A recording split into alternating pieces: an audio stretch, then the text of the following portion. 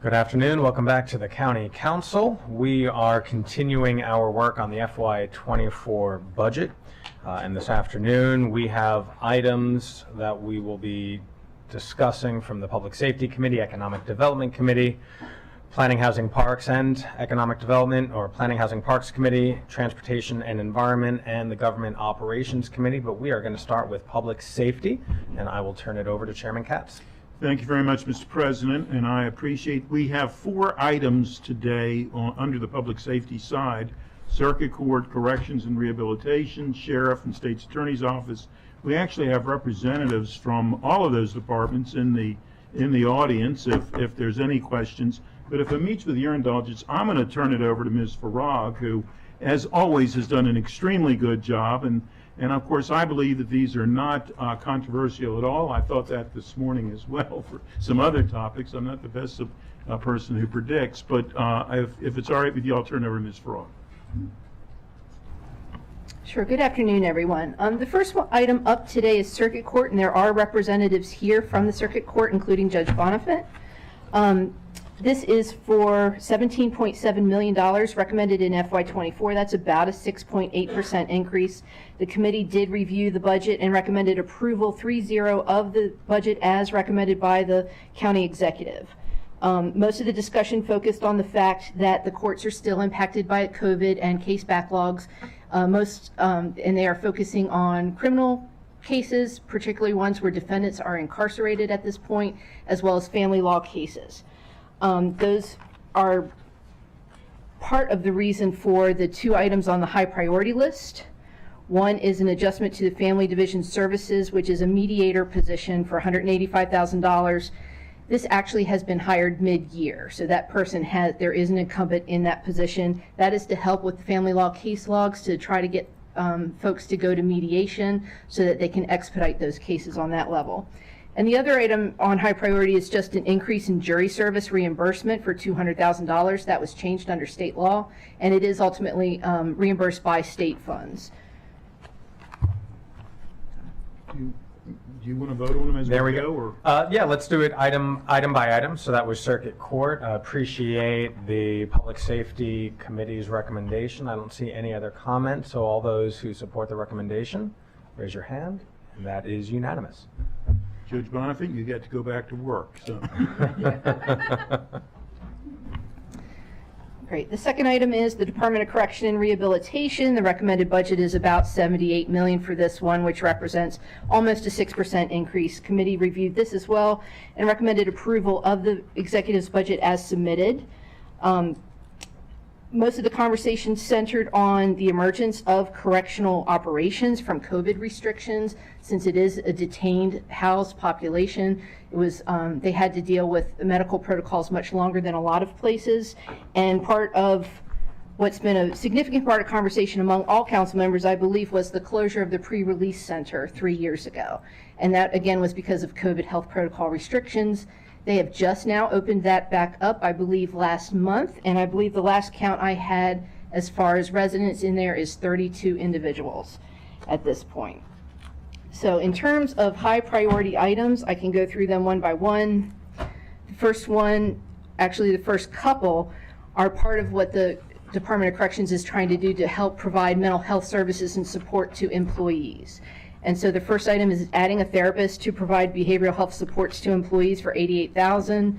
The second is adding a part-time psychologist to provide those behavioral health supports as well to employees for $52,500. A little further down the list is a related item that's adding a support unit SISM peer support stipend for $16,800, and that's a peer support group within the Department of Correction. If they abide by certain SISM requirements, they will be eligible for that stipend. The next few items deal with structural deficits within the corrections budget. They have a food services structural deficit of $630,000 and a pharmacy benefits structural deficit of about $200,000. Additionally, they have a contractual increase for their medical services for almost $30,000. And they have a $35,000 item that helps with recruitment and advertising to assist in filling difficult to hire positions like the rest of public safety, they're having trouble recruiting correctional officers and other people like correctional nurses. The other item is the 3% inflationary adjustment to nonprofit service provider contracts. There's an item that replaces inoperative body alarms for custody and security staff, and another item that reflects the contractual increase for inmate coveralls for $5,000. And it was a 3-0 from the committee as well, and I think, as always, Ms. Frog has answered these correctly. The concern, and really we're very, very pleased that we've had the pre-release center opened again. It was closed, and it was understandable why it was closed, but we truly needed that work, and it's now back to beginning to function. Very good. Appreciate Ms. Frog and the committee recommendations. There are a number of colleagues who have some comments. First, Councilmember Lutke. Thank you, Mr. President. Yes, we did vote 3-0 in committee on whether to place some of these items on high priority, but there are two that I think, we could move to priority from high priority, and I wanted to float that out there for consideration by my colleagues, and that would be that we have the CISM stipend, critical incident stress management, and we are adding the full-time therapist position. The third piece or thing that I looked together with that was the part-time psychologist, but we don't have the therapist in the role yet, and I kind of feel like maybe we should put the part-time psychologist on the priority list, and it gives time to see how the therapist is working, how the CISM stipend's working, and gives us a better sense of things moving forward. So I would move to put that $52,500 on the priority list. And then the second piece is for the $35,000 for the enhanced recruitment advertising. It would be a nice to have, but I don't know that it's a must have, because we already have the department going out and recruiting at schools, job fairs, conferences, colleges and universities. So I think that is one that if we're looking to try to categorize differently, we could move to the priority list. Okay, Councilmember Lutke, there are two items. First, you are moving the $52,500 priority for the part-time psychologist from high priority to priority. Is there a second? I'll second it. Seconded by the chair. Any conversation? Well, Yes. Councilmember Jawanda. Just a process point. This is the first time we're moving within category, so I just want to understand what that means. So this is the most transparent process we are undergoing with this budget. And the reason why we are moving forward in this way is because we have started with the FY23 budget as the baseline budget. And the county executive's recommendations have, if adopted by the committee, have been either added as a priority or a high priority. Or some committees have actually reduced or eliminated some of those budgetary items. And so now that we are working as a committee of the whole, there are questions and comments about some of those decisions made by committee. And so each council member is entitled to try to recategorize from priority to high priority. Some might move to eliminate positions or funding for positions or regarding any programs themselves. And so as we continue going through all of these budgetary line items, every council member is fully entitled to change the funding priorities therein.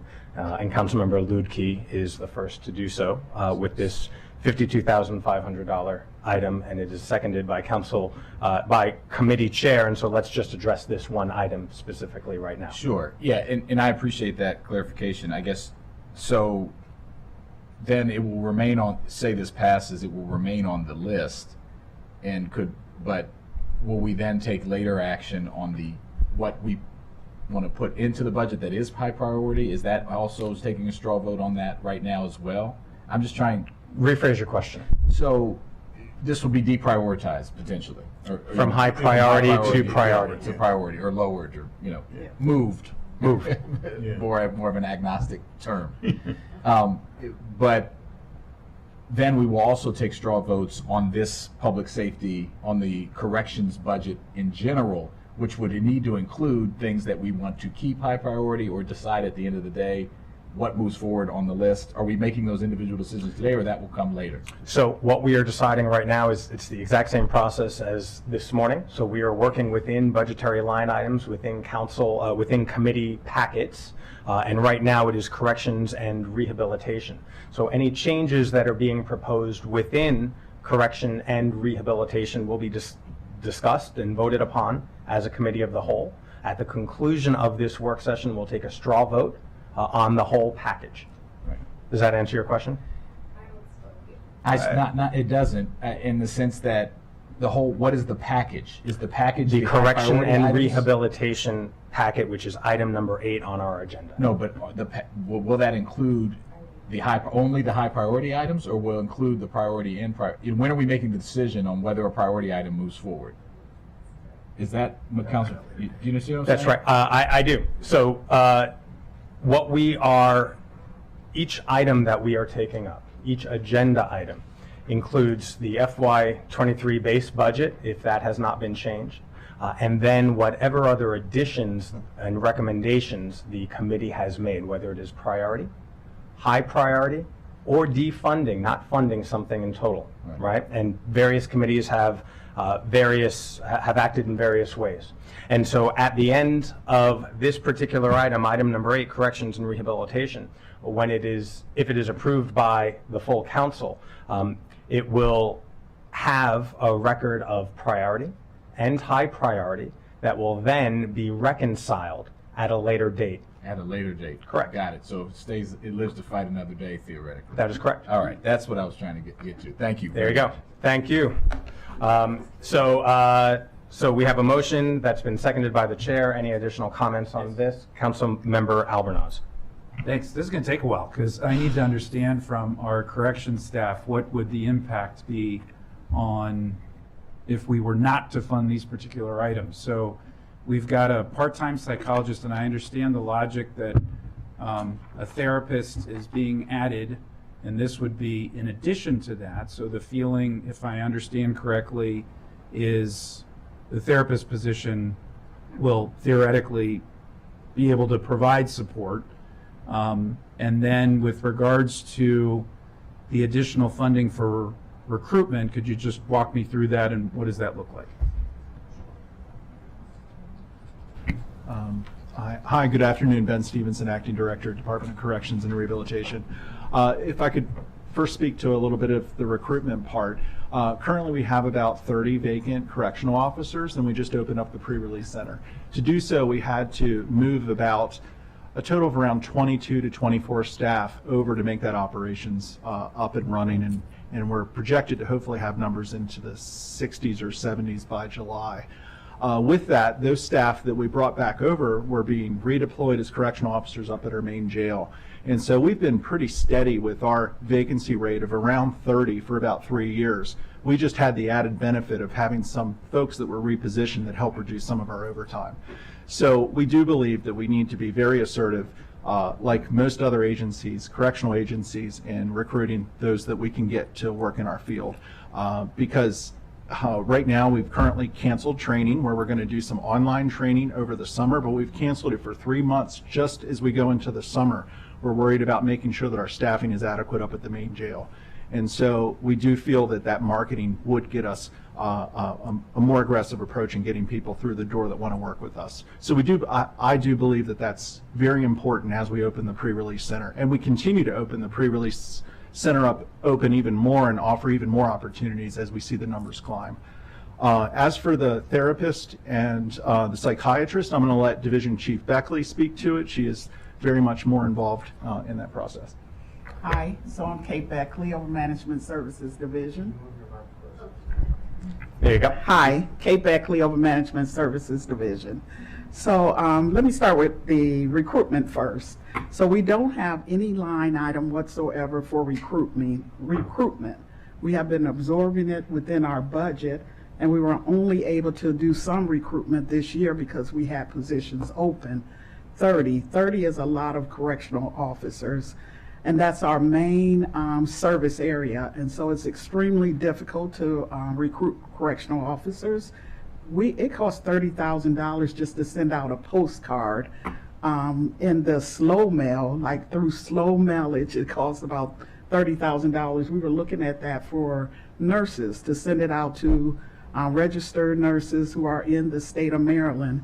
And it cost us, for all the nurses who are in the state of Maryland, to send them a postcard to their home, $30,000.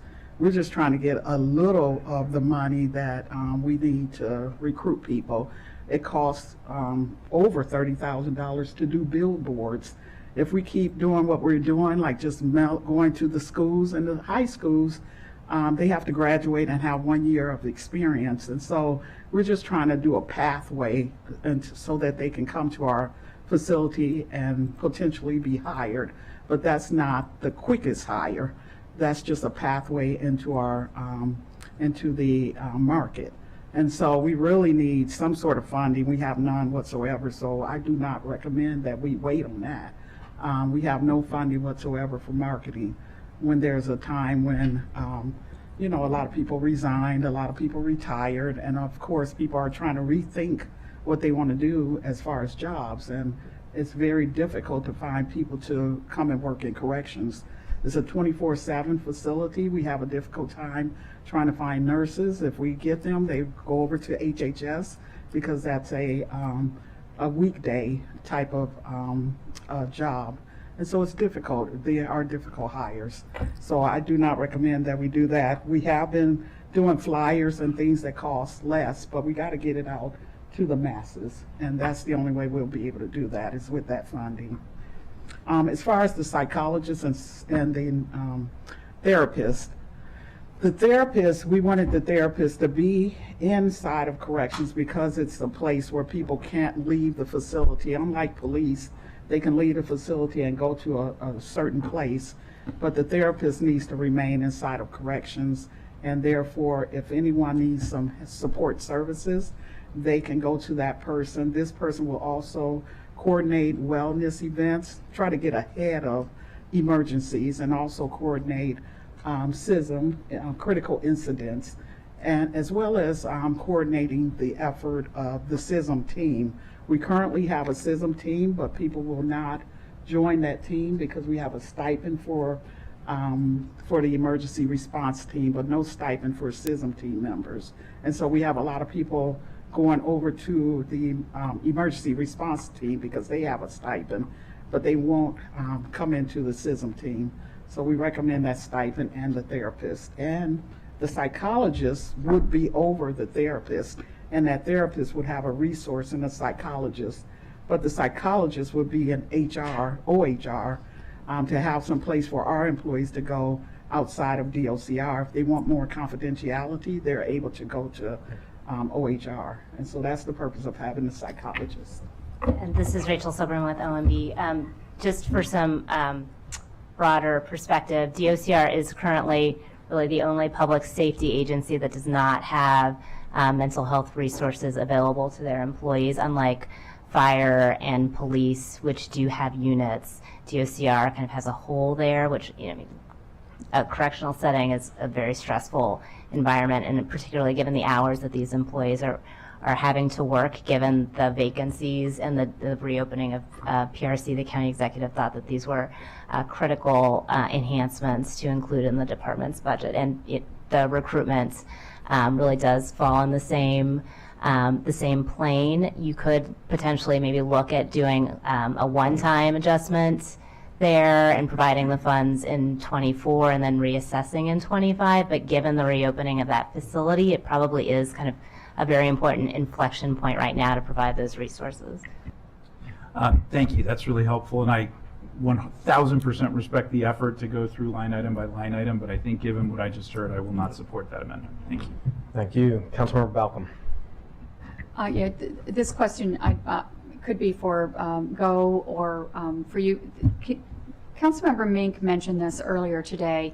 What is the relationship between the recruitment effort from DOC and the OHR, government OHR? So how does that facilitate and work? Sorry. Yeah. No, I was. Oh. Are you talking to me? No, I'm not talking to you. So how does that work? The synergy between the efforts that you're doing to recruit and the efforts that OHR does to recruit?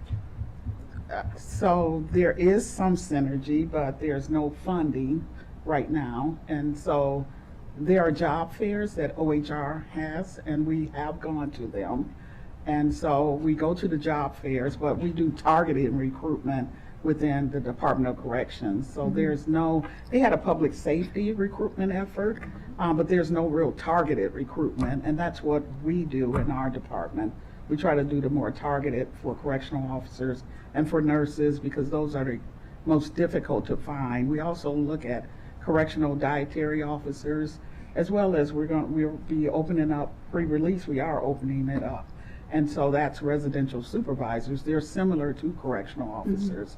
So that's the synergy, is that they post for us and they expedite our postings.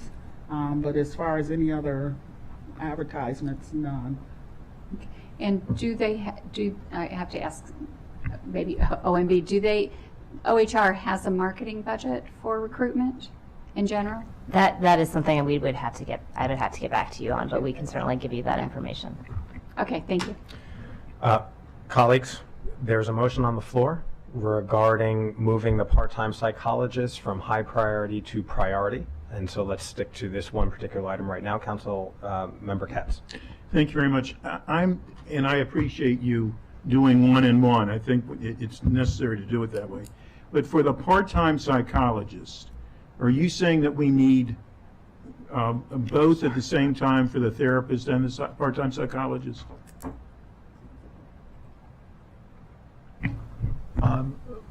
The therapist would require supervision, and so I've always, in our initial talkings, believed that we would have to have some sort of clinical supervision if you have that therapist, and so that's why we've always had them together.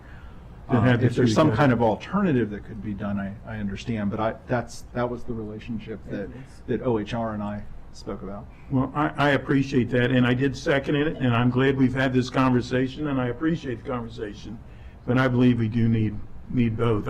I will not be supporting the amendment. So. Councilmember Sales. Thank you, Mr. President. I will echo the sentiments of my colleagues.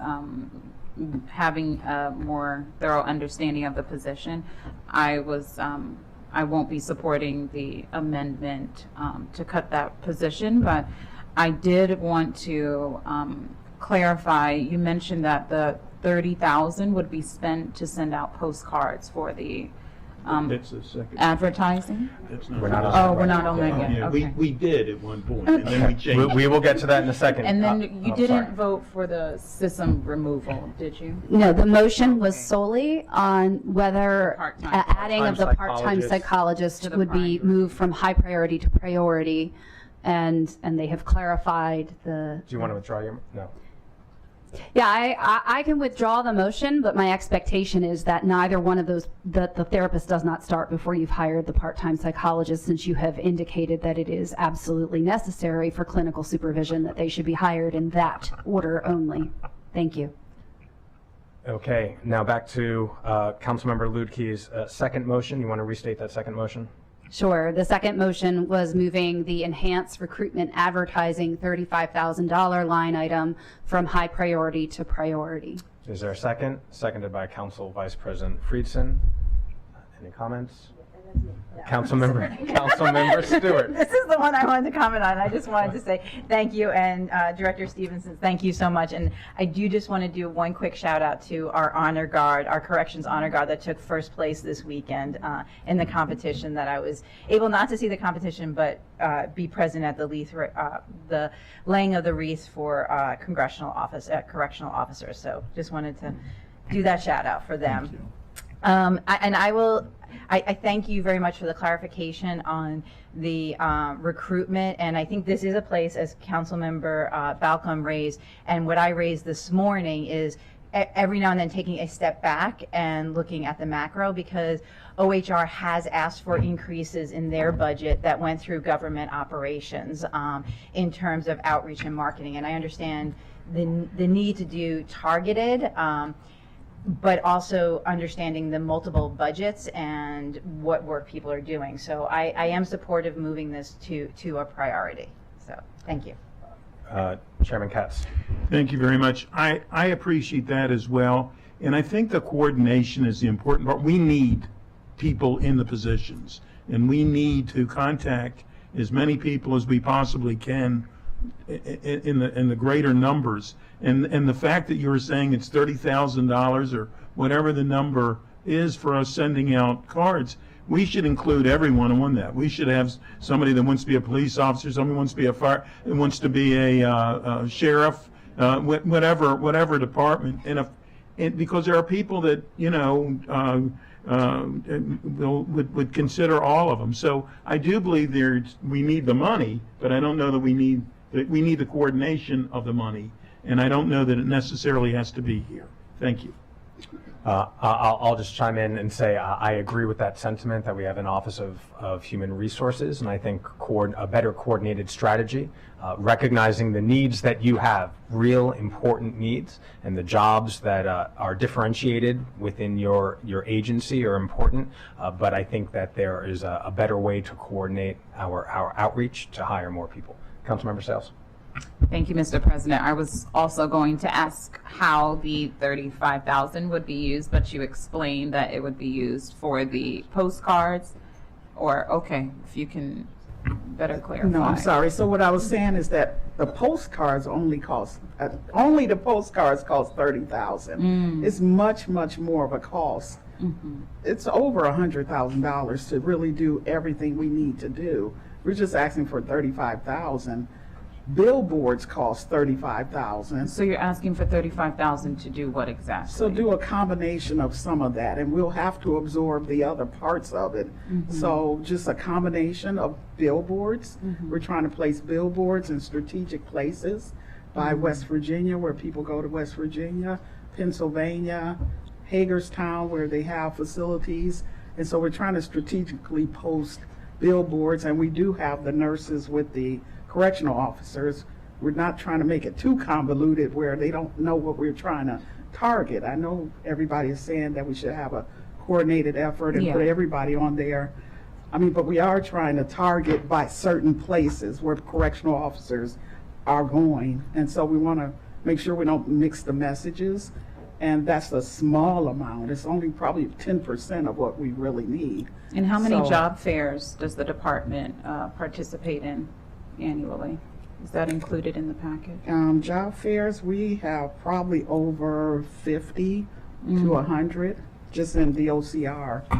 We go to the service, like Marines and fairs that they have, and other public safeties. The colleges, we definitely go to the colleges, and again, high schools, but a number of other organizations too that target correctional officers. Yeah, but I mean, if you're going to 50 a year, are you evaluating which ones are yielding the biggest return and then focusing the following year on, maybe cutting in half how many you're going to so that you can better target those? Correct. And so what we found is that the ones that have... Can you get closer to Sure. What we found is that the ones that are the service-oriented, like the Army, Marines, and that sort, they normally have a greater return. And the other ones are for publicity, pretty much, so that if you know somebody, then here's where we are to get our name out there. But we do focus more on the service-type job fairs. So what about, like the schools of social work or, the people who are graduating with nursing degrees? Nursing, law enforcement degrees, bachelors? Yes. Like, why are we focusing just on military positions? So it's not just on military, but that was the greater return. But you said return. that's the highest. Yes. So we have been going to schools. We just went to the University of Maryland, and there was a nursing job fair there. And so we did get some results from that. So we go to a number of different places, but the biggest one that we found to give us a return has been the ones with the service related. But we have gone to a number of different places trying to get the word out there. And we do have a number of diverse jobs as well. So we're not just saying we have correctional officers or nurses. We are promoting all of our jobs. Okay, yeah, I would support moving this to the priority list, the 35,000, and an evaluation of how the outreach and recruitment's going over this next year. Thinking of the, just law enforcement and public safety in general, we do not want the over-militarization of our correctional facilities. And so I want us to be more intentional with where we are recruiting and who we're placing into our prison systems, and ensuring that they are focusing and prioritizing people who actually live within the community would also be helpful. But I know that we're limited in our recruitment efforts in the population, so I'm looking forward to hearing more information about that. Thank you. Thank you. So we have a motion on the floor. Do you want to speak? Okay, Councilmember Alvarez. Thanks, I apologize. So I'm going to support the motion, but it's been noted we got to revisit this. We have to revisit it fast because this is a huge issue, needless to say. And so I know Ms. Anderson is conducting an audit right now of how we are marketing. A lot of this crosses over into HHS as well. And so I would love to revisit, and whether as a full council or in committee, because we do need to get these folks help as quickly as possible. And I know that this conversation will continue when we talk about the budget for the Office of Human Resources, which most people who've commented have talked about the synergy or need for more synergy there. So we have a motion on the floor to move the recruitment fund of $35,000 from high priority to priority. All those in favor? And that is unanimous. Any other conversation about correction and rehabilitation, colleagues? Not seeing any. All those in favor of the budget as amended? Councilmember Sales. Yes, I just had a quick question about the, I see that there are 78 vacancies at Department of Corrections. 19 have been vacant for over a year. 6 have been open for over 1,000 days. Are any of these vacancies related to the pre-release facility? Yes, Councilmember, they are related to the pre-release center. As we transition such a small number of residents from our jail into that reentry program, we did not staff it full. We're watching it grow to make sure we're being responsible in how we use that staffing. So there are currently a number of those vacancies that are only been over a year because they've been sitting as the pre-release center's been closed. We expect a slow hire as the numbers grow to meet the actual service needs. Okay, thank you. Thank you. So all those in favor of the corrections and rehabilitation budget as amended, and that is unanimous. Thank you. Sheriff Katz. Thank you, Mr. President. And might I say to our friends from Corrections, thank you for what you do. You truly are getting us back to where we need to be. And I think it's a promise.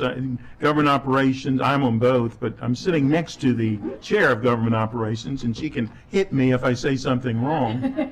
But I think we will get back as quickly as we can, because recruiting, not just for you, but we need to get this done, and we need to do it as efficiently and effectively as we possibly can. So again, thank you. Thank you.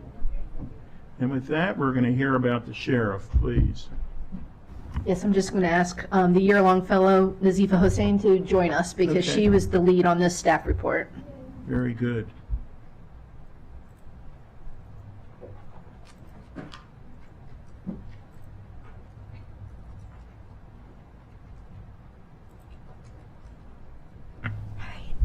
Good afternoon, council members. I'm Nazifa Hussein, one of the postgraduate fellows with the council, and I'll be starting us off.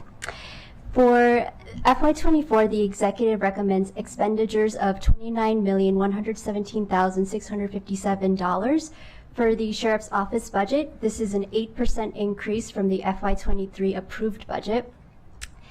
The Public Safety Committee met to review the budget and approved the following items to increase work productivity, bridge gaps, reduce staff shortages, and improve services. The following items are listed as high priority: an envelope folding machine, replacement of ballistic vests, a live scanned fingerprint system, Wi-Fi coverage at the circuit court terrace level, 3% inflationary adjustment to nonprofit service providers, the replacement of outdated computers, Microsoft Office licenses for training room computers, and the replacement of end-of-life mobile phone equipment. At the committee work session, the increase in caseload for survivors of power-based violence was brought to attention, and the committee discussed allocating funding for the Family Justice Center to reclassify 2 managers and to add 2 case managers, which equals to $225,000 for a full fiscal year and $113,000 for mid-year January 1st start date. This would address the increase and continue to provide support for survivors. The committee approved a mid-year January 1st start date.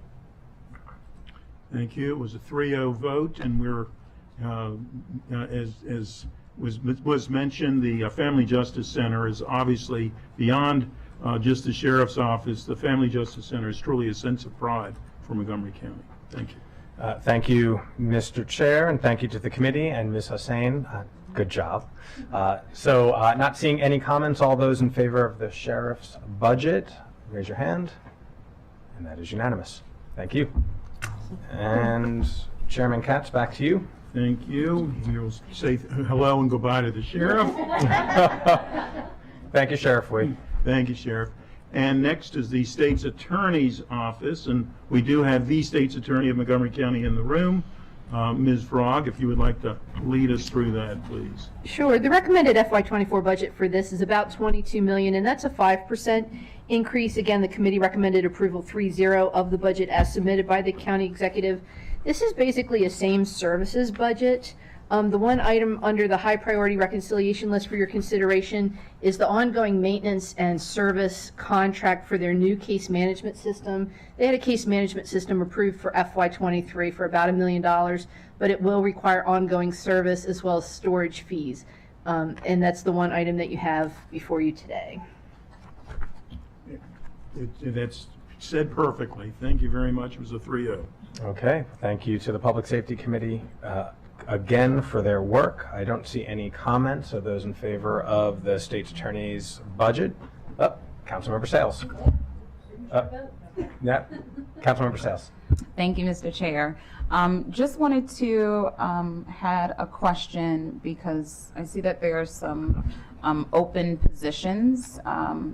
Looks like there was a 20% turnover, but I see that there's an increase in full-time positions and part-time positions. I'm just wondering if there's any insight into the number of attorneys. If Mr. McCarthy would like to come on down.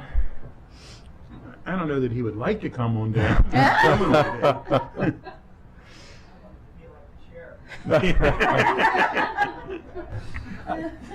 I thought Max was brilliant, by the way.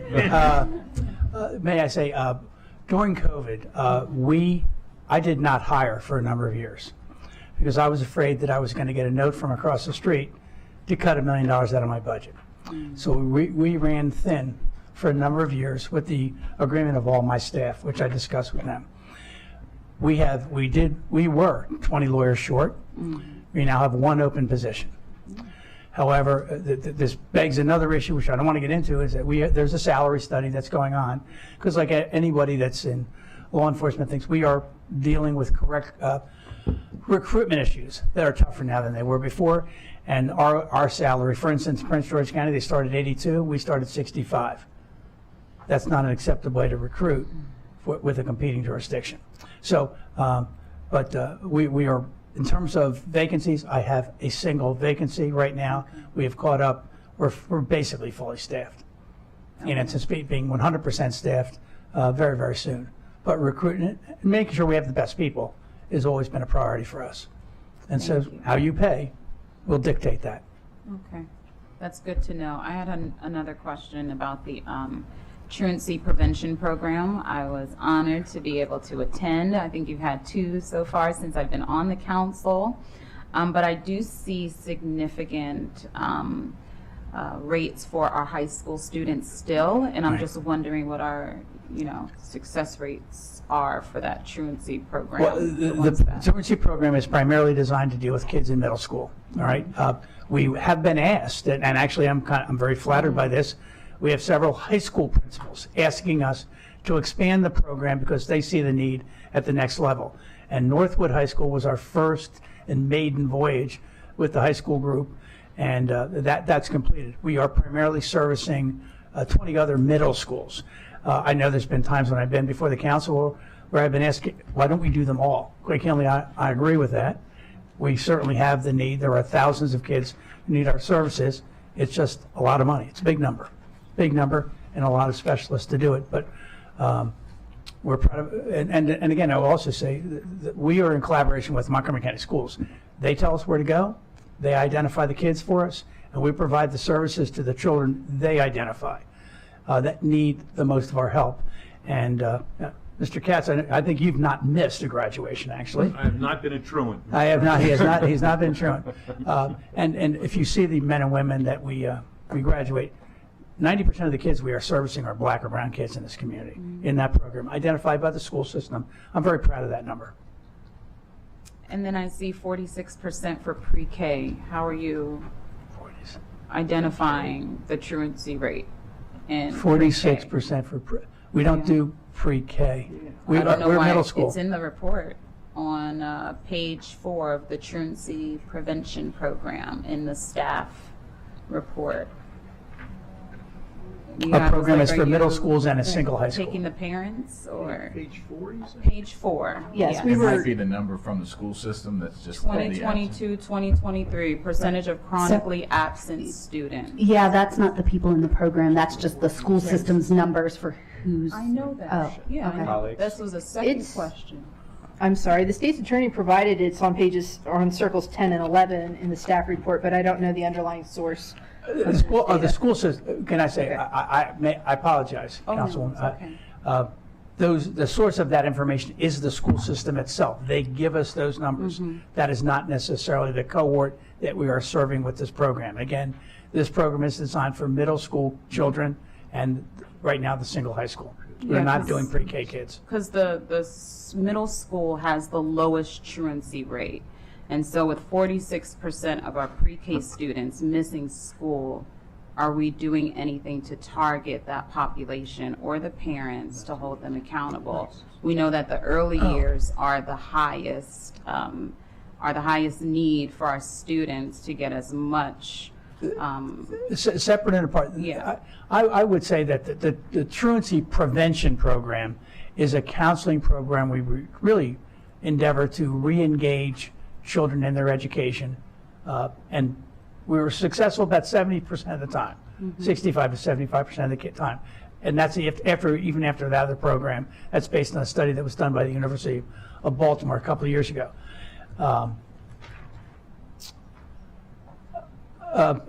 Again, the other cohort that you're talking about, that's not the one we're aiming at right now. That's what I'm saying. You know, it looks like your program's working because middle school students have the Get lowest better. truancy rate.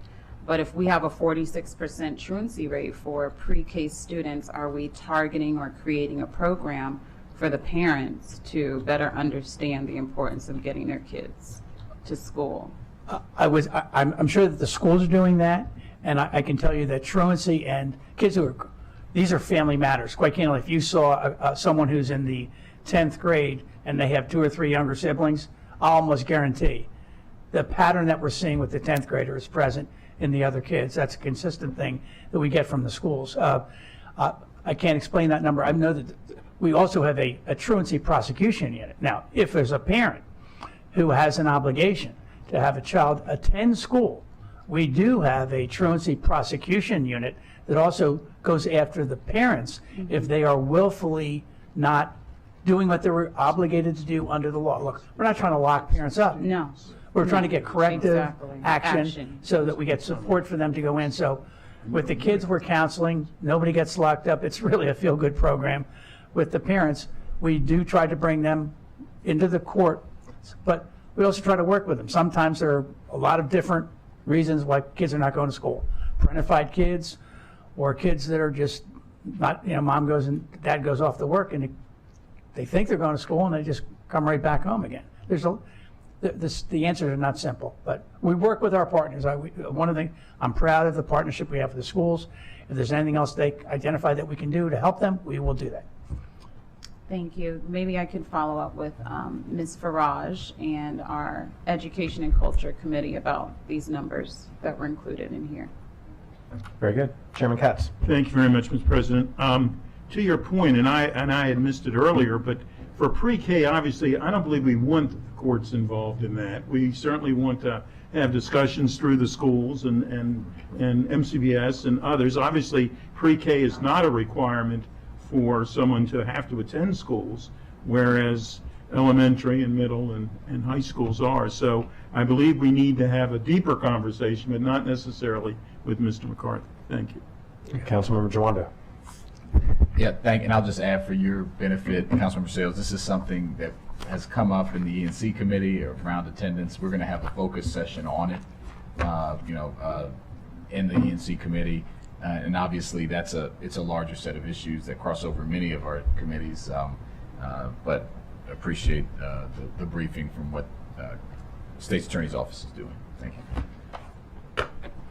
Thank you. Okay. Thank you very Mr. McCarthy, normally you're the prosecutor, but I appreciate you being on the fence today. Terrible. He's been on the fence for years. There we go. Defense. Defense. I hope the Sixers figure that out by tomorrow night. But with that said, appreciate the good conversation. All those in favor of the Public Safety Committee's recommendation, raise your hand, and that is unanimous. Thank you. And that concludes the public safety portion of this afternoon. Thank you very much, Chair Katz and members of the Public Safety Committee. We're now going to turn it over to the Economic Development Committee for a number of items, and I'll turn it over to Chair Fanny Gonzalez. Good afternoon. So we have 3 items today. Let's start with the urban district, and I'll mention that, as everybody knows, we have the Wheaton Urban District, the Silver Spring, and the Bethesda Urban District, and the newly formed Frenchy Heights District. During the urban district conversation, we have the council member representing Bethesda, Council Vice President Andrew Frickson present during that section. I would say generally, I hope everybody read the report, the committee was concerned about the significant increase in the transfer from the general fund to the urban districts proposed in FY24 and the 6-year period shown in the fiscal plan. The total transfer for the 3 districts increases from $3.7 million to FY23 to $5.8 million in FY29. So we took different measures. One of them, we removed funding for the following additions and put them on the reconciliation list as high priority. It was mentioned that in the urban centers or the urban districts, we have issues with rats. So we agreed on putting rodent-proof trash cans and recycling bins in all 3 districts. Compensation increases for the Bethesda Urban District is a high priority as well. Enhanced sidewalk repair in Silver Spring.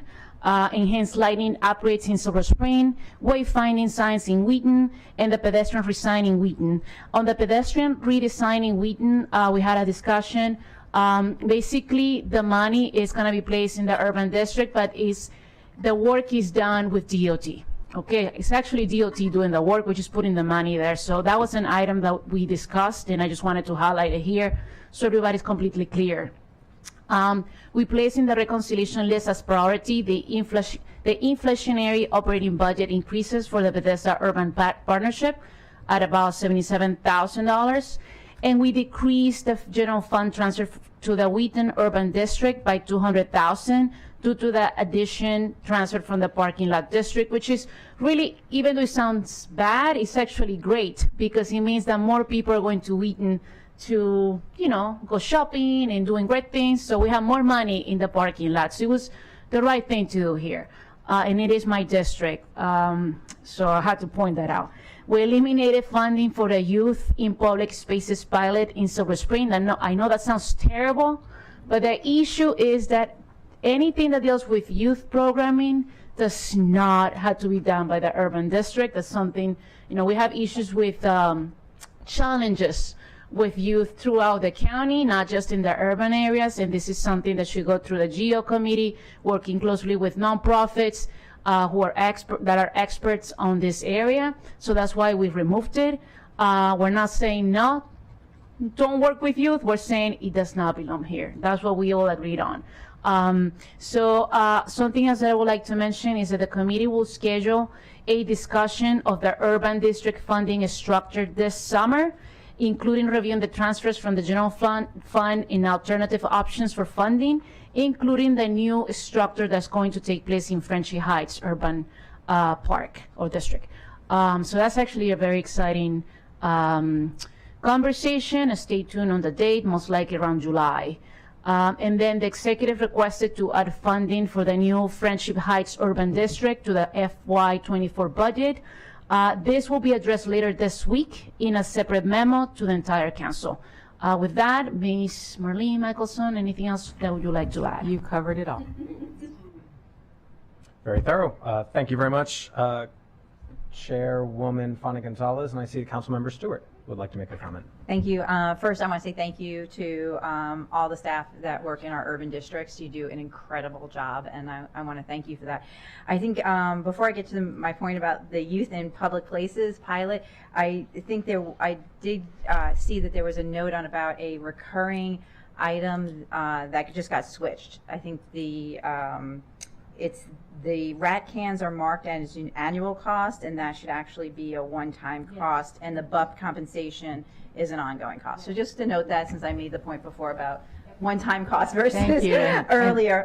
And then I fully respect the work that the committee did and understand their concerns about what money is coming out of the urban districts.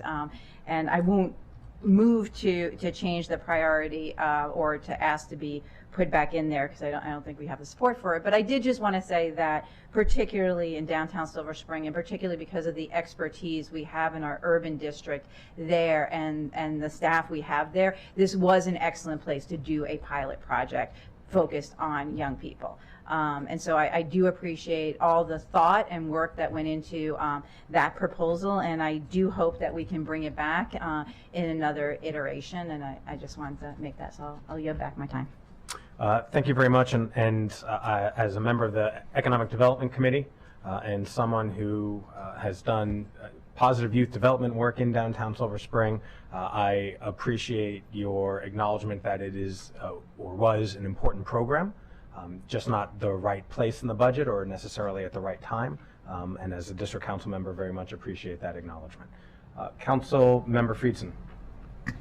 Thank you, Mr. President. Thank you to the Economic Development Committee for your great work here. I do look forward to the conversation about urban districts. I hope that they are holistic and really understand and appreciate for an urbanizing county the amount of emphasis that we have put on our urban areas to really drive the economic growth and the revenues that we use to support the entire county. And I, as noted in the committee, hope that we don't just focus on the urban district tax or the urban district charge, depending on what location it is in and what those funds are going to be utilized for, because the county is benefiting with tens of millions of dollars in additional revenue that it otherwise wouldn't have, and the residents are paying additional taxes through the commercial properties that are there in particular in order to pay for those enhanced services. And certainly I think it requires a deep dive into things like parking lot districts and other funding mechanisms that have just changed based on the changing dynamics of the county. And I think having a deep look into those issues is really critical, and it does span a lot of different areas between government operations and transportation environment, and in particular economic development. There are a lot of different moving parts to these issues. I did just want to note, I really appreciate moving the rat infested trash can protectors to a high priority. This in Montgomery County today, in this moment, for us not to be able to ensure that we have sanitary trash bins. This is at the most basic level of public service and public services that we provide. And so I do think that we need to prioritize that. It's a health and safety issue in addition to a quality of life issue, and it's been something that we have heard repeated complaints from local residents and local businesses from the urban districts that this is a consistent and growing issue that we have. And then I did just want to note the compensation aspect, we talked earlier about the way in which we're treating, the priority list and how certain things are different than others. And I just wanted to note the high priority list related to the outside agencies and in this particular case to the Bethesda Urban Partnership compensation, and note that this should be in that category. Yeah, it's a high priority, but I just want to note that I'm not proposing a change. I appreciate it, but as we take up the high priority list, certain high priorities are different than others, and we're not treating compensation as part of the priority list for county government. But in this case, we have, like in other agencies, staff that are doing work that is similar, and I think we should treat them in such a way. Just a note, between fiscal year 14 and 23, the last 10 years, BUP's budget has increased less than 1.5% on average a year. And for fiscal years 18 to 22, no increases whatsoever, even amid significant pressures from added development and additional resources the county was generating from Bethesda. This request would allow for a 6% increase for cost of living in light of the experiences that we're seeing and in comparison to 9.5% increases that we're providing to county employees. So I just wanted to note that as we take up the reconciliation list. I think this is an area that is particularly important, and we have several representatives from Bethesda Urban Partnership and from all of the urban districts, and I wanted to appreciate all of the work that you do, not just in my district, but in several of our districts and for all of the county, because I do feel very strongly that the urban districts don't just serve the central business districts, they serve the entire county, and I really appreciate all of your work and support for that. Thank you. Councilmember Albernas. Thanks. I concur with the committee's recommendation to move the Youth in Public Spaces pilot program, but strongly encourage the connection, which is probably already there. So we've recently heard in a joint HHS and Education and Culture Committee session that we are bringing the band back together again in terms of positive youth development and the public-private partnerships and collaboration. And as you'll hear on Thursday, there are several line items related in HHS's budget related specifically to enhanced programming and services for youth starting this summer. So, which is a continuation of the work that was done previously. So I think that makes sense, and I think there's an opportunity in a separate conversation to make sure the spirit of what has been proposed is still done. Thank you. Councilmember Jawando. Thank you, and appreciate the segue from Councilmember Albernas, Chair of HHS. Yes, and I appreciate the proactive thinking from the Urban District team to put this forward, and we should fund it. And it doesn't matter if we fund it here to me as much as we fund it at all, because, I know who the head of the Silver Spring Urban District is, whose job was youth development prior. And I think the role of our urban district folks are affectionately known as red shirts is obviously there's a primary role, but there is a role for focus and engagement with young people in our urban districts. And so whether it's a joint collaboration with another department, which is totally appropriate, I do think we need to be trying things like this. And so as Councilmember Albernas mentioned, we have pushed repeatedly and are waiting with bated breath for a comprehensive youth development strategy that will allow us to invest next year's budget in strategies to expand out of school time and youth development opportunities for our youth, and this should be among them. So I look forward to taking it up as well. So I appreciate the initiative and also understand the committee's kind of more procedural move of it. So I appreciate that. Thank you. Thank you. Councilmember Balcom. Thank you. I made these points during the Economic Development Committee and just wanted to reiterate. And I support the urban districts. I think they're fabulous. I wanted to just touch base on the general fund transfer. So historically, that general fund transfer was developed as baseline service that the urban districts were providing for that specific urban district. that the county was providing in other areas, but in this case, that they were being provided by the urban district. I've made this point for 20 years, but this time I get to make it from this side of the fence. I think that we really have to look at services that are provided throughout the county, because even I appreciate that Wheaton, Bethesda, Silver Spring have unique characteristics that do drive the economic development for the entire county, and those urban districts do benefit the entire county, and I accept that.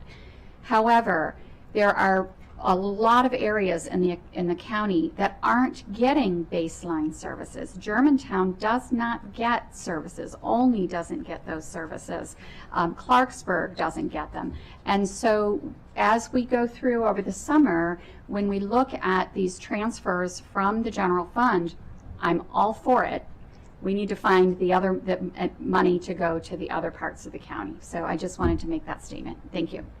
Thank you. Councilmember Katz. Thank you very much, Mr. President. I just want to note that the urban districts that we have, we take for granted, and we shouldn't.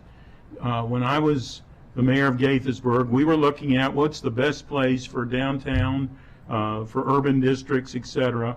And we had someone who we checked with and said there's a place called Bethesda, Maryland that has one, that they're the best in the country. That's exactly what they told us. And you know, and I believe that, and we certainly have expanded it, and it's a sense of pride. I do, and I'm not somebody that is always politically correct as I should be. I don't know that the name rodent-proof trash cans is, and I looked it up. I just Googled it, and it says that you can call them animal-proof trash cans, which I think sounds better. One of the other things it had on the website was that you can get a bear-proof trash can, which in Montgomery County, we are a diversified place. So anyhow, I think we should consider changing it to animal-proof trash can. Thank you very much, Mr. President. We want to keep the cats out of those trash cans too. Don't go there. Don't go there. Cats out of the trash bag. There we go. Good conversation. I appreciate my colleagues on the Economic Development Committee and the thoughtfulness in which we landed here. And I also just want to pick up on the rodent-proof trash bins, but really pull it out a little bit more with regard to the sidewalk repair and the lighting repair. You know, we want people to return to the offices. We want our downtowns revitalized. We want economic vibrancy and vitality and pedestrian access and our restaurants to be full. And so the more that we can do to provide good, clean, safe environments in our downtown areas, and as Councilmember Balcom noted and will continue to note, we need it throughout the entire county. But with regard to this one particular budgetary item, I think it is incredibly important and appreciate the committee work. And so with that, all those in support of the urban district budget approved by the Economic Development Committee, raise your hand. And that is unanimous. Council Member Fanny Gonzalez, you want to keep going? Yes, sir. The Montgomery County Economic Development Corporation non-departmental account. I will start by saying that the committee will follow up on several issues related to MCEDC after the budget, including how they use metrics to measure the success of their efforts, including new efforts to expand marketing. In addition, the committee wants to further explore the distribution of responsibilities among those at MCEDC and in the county government who have roles in business development. The most significant change to the county executive proposal is that we voted to use $250,000 from the FY23 fund balance to reduce the FY24 appropriation. The fund balance will still include a minimum of $900,000 to fund operations if cash flow is low. We removed inflammatory increases and placed it on the reconciliation list as a high priority. Anything else, Ms. Malcolmson? All right, thank you. Councilmember Mink. Thank you. I just wanted to lift up one issue that was discussed at committee. One of the items that the Economic Development Committee voted to cut, which was the $50,000 in marketing funds for the White Oak Science Gateway region.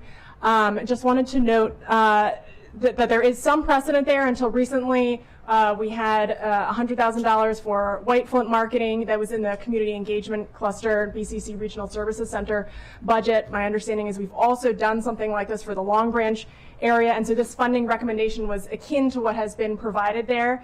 However, there were, a couple questions, aspects of this that were discussed in committee, one being, should this funding be provided for the White Oak Science Gateway region in general, and then two being, if so, at what time and where should that funding be housed? And so I just wanted to, I'm concurring with the recommendations of the committee. I just wanted to amplify some of the sentiments that I heard expressed from my colleagues at that time, which are that the answer to question number one, should this region receive that funding, is yes, that is a region that should be funded.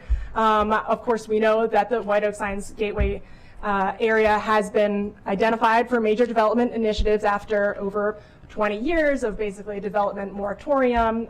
We want to be encouraging economic prosperity and equity in the eastern region of the county, but there does remain some questions about when is the most appropriate and strategic time to move that funding and where should it be housed. And because it's not on the reconciliation list at all, I knew that wasn't going to come up for discussion, so I just wanted to amplify again those sentiments that I heard expressed by committee members and appreciation for returning to this funding at a later date. Absolutely appreciate the district council members' comments on that item. Chair Fanny Gonzalez. Thank you for that. That item is not part of this budget. It has nothing to do with Montgomery County Economic Development Corporation. The item that you're talking about has to do with the small business team budget, which is not in front of us right now. And I have a response for that, but let's just concentrate on this particular one. Sure, if I could just mention why I brought it up here, knowing that it wasn't going to come up in either place, because I know that part of the conversation was where it should be housed, and some folks had mentioned in discussions then as well as following that one of the places that it could potentially fit is in this particular budget. So knowing that it wasn't going to be in either packet, I just wanted to mention it here in this moment, and I appreciate the sentiments. Yes. Should I go? If you want. Yeah. The reason why we decided not to include it is because the Economic Development Corporation has the duty of seeing the entire county. We shouldn't be just picking one particular neighborhood over the other ones. That was in a nutshell what we decided on, so we could move on. But if yeah. I just want to add, I just got a message from executive staff that there is some funding, $100,000 in the community engagement cluster that can be used for White Oak marketing. So we'll follow up on that and share that with you, Council Member. Happy landing spot. Council Member Sales. Thank you, Mr. President. I just wanted to piggyback off our chairwoman's comments about that fund. I think we wanted to see a holistic marketing plan, and so we all know that it's been underfunded with economic development efforts, but we just didn't see what the efforts were going to be for that particular region. So yeah, and glad that the county executive's recommending another pot. The conversation. Just wanted to make sure that the full council had the opportunity to plug in. Thanks. Very good. Thank you for elevating that. And not seeing any other comments, all those in favor of the MCEDC budget as approved by the Economic Development Committee, raise your hand. And that's unanimous. And one more item, Madam Chair. The final item for the day is FY24 operating budget for the Small Business Support Services, MDA. Some organizations began receiving funding from the county in late FY22, and the committee is interested in receiving more information about their programs and metrics used to evaluate their performance and impact. We talked about supporting shifting money from the incubator non-departmental account used to support small businesses and creating a new small business support service. Place the following FY24 addition on the reconciliation list as high priority, the $190,000 for the Maryland Small Business Development Center, and place the following FY24 addition on the reconciliation list as a priority, $50,000 for the Procurement and Technical Assistance Center. The committee will review additional information about the programs funded by this MDA and the metrics used to evaluate progress after the budget. Anything else, Ms. Mickelson? Okay. Thank you very much, Madam Chair. Councilmember Jawando. Thank Thank you. I appreciate the committee's work here. I just wanted to, it's good to see Mr. Smith back in the saddle here. Lift up the Small Business Supports Services NDA that was put on as a priority. Obviously, supporting our Black, women-owned, disabled, female-owned businesses and local businesses, which are the vast majority, is super important. And I think the committee obviously recognized that, to the growth in all these industries that we have, biotech, nonprofits, and I would just see if there's an indulgence to move that from priority to high priority. I just think that's a small amount of money that could go a long way in boosting the participation and technical assistance that's provided here for these critically important businesses. We know during the pandemic that Black and Latino businesses in particular were hit very hard. So I think considering the amount, I'd love it to be even more, but I would move formally that it would be added as a high priority. There's a motion, seconded by Councilmember Sales. Any conversation? Councilmember Balcom. So yes, thank you for that. In committee, there was no debate that was important, and that it was important for women, minority-owned businesses to have that training. The question is, where should it be, and should we look at the services provided by the Office of Procurement that has the relationships with our women and minority-owned businesses, and would that be a more effective use? So if we're going to start this program for this technical assistance, is this the best place to do it? Is this the most effective and efficient place to do it? That was the debate, not whether this was important or not. Yeah, Councilmember I appreciate that. I mean, I don't know of a proposal to be shifted to somewhere else. Well, the issue is that the Office of Procurement already does this in terms of providing technical assistance to get people certified, and so would this, I don't know if it would be redundant, but given the current budget state, is this where we wanted to go right now with this piece? Right. And, well, okay. Well, maybe the staff can speak to the reasoning. Well, hold on right sec. Councilmember Balcom still has the floor. Okay. Councilmember Stewart. Great. I actually piggybacking on that as well, because in government operations, we reviewed the county exec's office's budget, as did the economic development committee, and one of the things that we were looking at was the business center team, and there was some back and forth we had about I believe there were 2 positions put forward by the county exec's office, and Mr. Smith can correct me if I'm wrong on this, but then the economic development committee put as high priority one position, and then the other position as lapsing. In the government operations, we actually had a conversation about moving forward with both of the positions as high priority, maybe getting confused about what we're supposed to do on government operations vis-a-vis economic development. But I think Councilmember Jawando, it goes to your point too, which is this is important work to do, and it's just a question of where are we doing it and what are we funding. Thank you very much. I'll turn to Mr. Smith to talk a little bit more about this item. Sure. I mean, the quick background is the council approved this item back in fiscal 22 when they were doing the various appropriations for both the Black Business Council, the Maryland Black Chamber, and the Black Collective. This item wouldn't be done through those organizations. This item would be done through the Maryland, who used to be known as the Procurement Technical Assistance Center. It's now called Apex Accelerator, but it does primarily focus on state and federal procurement.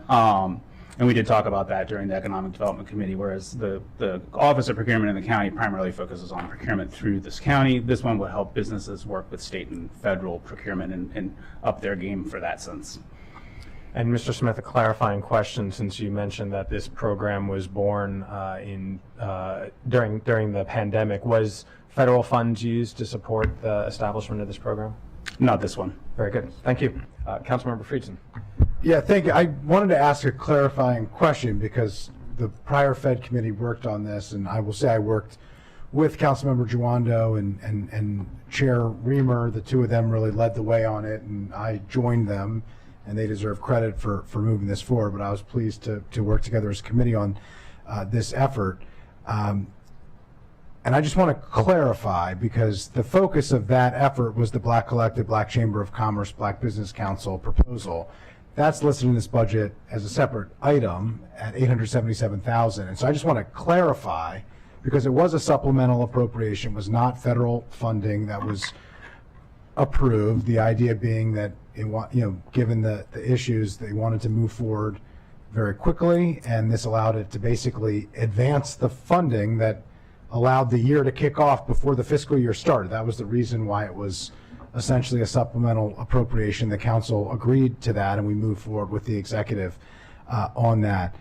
Was this $50,000, it may be related, but it is a different project, unless I'm mistaken, and the amount previously would have been $927. If that was the case, I would think this would be level funding, but it doesn't seem that way. So could you clarify? So yeah, if I can clarify the difference. First of all, they were part of the same package of supplemental appropriations, and the ones that you're referring to that went to organizations such as the Black Chamber of Commerce, those are already operational and functional, and so the funding in this year's budget will continue that. For contractual reasons that I'm sure Mr. Smith can talk about if the council's interested, the funding for this particular purpose was never actually implemented. So the committee saw this as a new effort rather than the continuation of an existing effort, and that's why it decided that it should be priority as opposed to high priority. Do you want to add anything to that? No, I just, yes, I'm sorry, I was saying, yes, I will add. As Ms. Michelson said, forgot myself for a second. The original appropriation had 7 priorities or 7 initiatives. This was one of them. As Ms. Michelson noted, and this was prior to my time coming over to join the team, unfortunately the fiscal 22 appropriation was never able to be fully implemented in fiscal 22/fiscal 23. So the executive saw this as an opportunity to put it back in and to make it a priority, given the fact that we had never executed that contract. Got it. So the prior amount was $927,000 total for the broad program. This money was never encumbered, and so it's being treated as new money because. And is there is there a procurement reason? I mean, I appreciate that the county executive is making it a priority now, but I mean, it's basically been 18 months. I mean, that effort was the fall, if I'm not mistaken. It started in the fall. Those discussions took place. I think there was a press conference that the county executive participated in that happened even before the budget was dropped. Yeah, I think it was actually approved by the council in May 2022. Am I right on that timing? So. Right, but the conversation to get that started. It may have started in the fall, and then ultimately there was a press conference before the budget was completed. But as the budget was being discussed, and if I recall, we were talking about the next year's money to get the first year's money out the door. So I'll just say that at the end of each fiscal year, if you haven't put a purchase order in on certain items, those are liquidated. Unfortunately, given some staff changes, both in the office of the county executive and with my team, that item was liquidated by accident. Okay, thank you. Thanks for the clarification. Councilmember Sells. Thank you, Mr. President. Just had a question. I don't know if it's a question or more so a statement about the resources that are going to go towards this technical assistance. I know that the Office of Legislative Oversight is going to be releasing a disparity study soon, and so I know that this would be helpful with any of the issues that we see from the study. It will help with the new business center being able to ramp up and quickly respond to any issues that we've seen in that study. I know that previous studies have been delayed in implementing some of the recommendations, and so hopefully this will give us a blueprint to move forward and support the businesses. But I thought it was going to help with procurement locally within Montgomery County, not with federal and state. No, I don't. It will help primarily with state and federal. We have a local office procurement, as Councilmember Balcom mentioned, and so this is primarily for businesses looking to up their game at the state and local level. I'm sorry, state and federal level, especially in Maryland state. I know we've had conversations about how Maryland needs to up their game for all of our local businesses in the state of Maryland through their procurement offices, and this is one of the ways that that can happen. Okay. And this will only support businesses that have a location here in Montgomery County? Correct. Our fund, well, like the Maryland Apex Accelerator is only for Maryland businesses. Ours is going to be focused on Montgomery County businesses. And I'm also, Mr. Weissman has wanted to note to me that the procurement is also doing a disparity study through the Office of County Attorney, and that will be coming soon too. Perfect. Thank you so much. Thank you. Councilmember Balcom. I just want to clarify, when you say that Maryland needs to up its game, you're talking about the state, right? That is. Okay. Just want to clarify that. Yeah, that's a technical term. I know.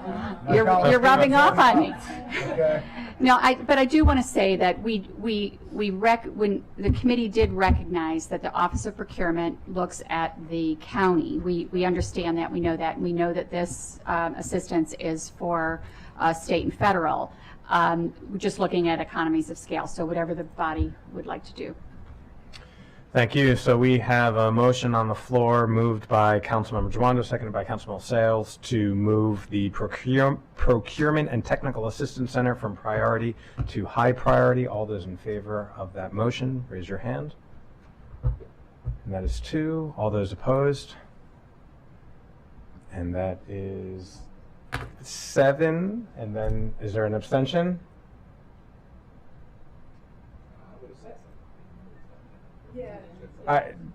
Well, we voted. Did you vote? Do you want to abstain? No, I'm going to abstain. Okay. Okay, so that is 7 to 2 to 1. Colleagues, any other comments about the Small Business and Support Services NDA? Not seeing any. All those in favor of the Economic Development Committee recommendations, raise your hand. And that is unanimous. Thank you. Thank you. Thank you, Mr. Smith. Okay. Now we'll turn it over to the Planning, Housing, and Parks Committee Chair, Vice President Friedson, to discuss the Kid Museum NDA. Thank you, Mr. President. We had the Kid Museum NDA, and just to note, it was listed at one point as the Economic Development Committee. It should have been Planning, Housing, and Parks Committee, so in case anybody noticed that on a prior iteration of the agenda, that's the change.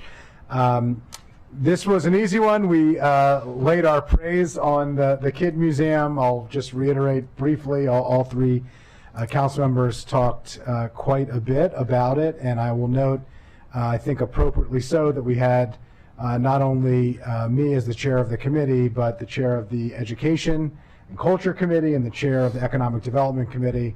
And in many ways, the Kid Museum hits across all of those spans of control, so to speak, and jurisdictions, has played such an important role in the work that we do in the county, and the STEM and STEAM education that we have been pushing, in inspiring a new generation of young people with the skills that they need, that we need, for them to give back. And the impressive numbers of those they are serving, and how representative those numbers are to the county as a whole. There was a significant point of conversation that we had, and also the significant increase of the number of young people that they served this year, and the projections for the number of young people that they will be able to serve next year, in many ways, and in large part due to an important and strategic partnership with the school system at MCPS, and the way in which they're able to partner to bring the staff to the community and to the facilities where the young people are, and to have a new facility to serve them as well. So with that, there was a shift from the community grants to a new NDA for the Kid Museum. That is a total of $216,918. That amount is level funding, does not have a general fund impact, and therefore is not on the reconciliation list, and was approved. There was the $47,880, which were removed from the NDA as part of the guidance and added to the reconciliation list, and that is reflective of the 3% inflationary increase. And so the committee recommendation is to approve the $216,918 as part of the base budget and the newly created Kid Museum NDA, and to recommend to the full council $47,880 to be placed as a high priority on the reconciliation list, consistent with the 3% inflationary increases for all the other nonprofit outside partners. And with that, I will yield to you. Okay, we appreciate the Planning, Housing, and Parks Committee recommendation. Not seeing any comments. All those in favor of the Kid Museum NDA, raise your hand. And that is approved. Thank you. Next, we're going to move to the Vision Zero NDA. And I see the team working their way forward. I will share that there are no major changes to this NDA, except for the Transportation and Environment Committee agreed with the county executive that work could be expanded to improve our outreach and education to certain segments of our community. And building upon the really good work that was done during COVID to get members of the Latino community to become the most highly vaccinated community in all of Montgomery County. There's a thought process of doing a very similar outreach campaign called the La Abuelina Roadway Safety Campaign. And that is an increase of $100,000 that the committee unanimously supported for high priority.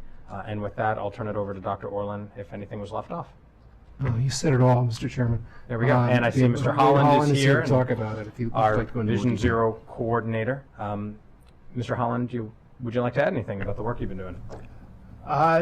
No, thank you, Council President Glass. It's a good summary. Like you said, we have this great group of characters. It's a set of 4 characters, kind of a grandmother, a grandfather, and then a granddaughter, grandson. So it gives us these great characters. So obviously we have work on youth outreach, working adults outreach, and also older adults outreach, and it kind of allows us to cover a lot of our bases using these characters. And also building a Spanish language first campaign, but also will be used in English as well. So we have a small pilot we're testing out this fiscal year, working on development right now with our partners at LHI and with a team of contractors. And the idea is to evaluate that, try and test that out with this current fiscal year, FY23 money, then expand that into FY24, the larger campaign. Very good. Well, that is the T&E recommendation. Don't see any comments from colleagues. So all those in support of the T&E recommendation for the Vision Zero NDA, raise your hand, and we'll get Councilmember Katz back when he returns. Thank you very much. Keep up the good work. Next, we'll keep it on T&E. It's DGS Fleet Management Services. And so, Director Tice is staying seated, I see. Smart man. No, it's all good. And Mr. Mia, too. So the T&E committee, recognizing that as the important work of county employees continues throughout our 500-mile jurisdiction, there is wear and tear and maintenance on our fleet as they continue doing the work that our residents require. And so in order to keep the fleet up to date, there is some cost associated with that.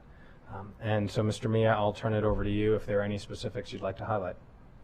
No, the committee recommended approval of the FY24 recommended budget. It placed a total of 6 items on the rec list, 4 high priority totaling $2.2 million and 2 priority totaling $2.5 million. Happy to go into more details or answer any questions. Okay.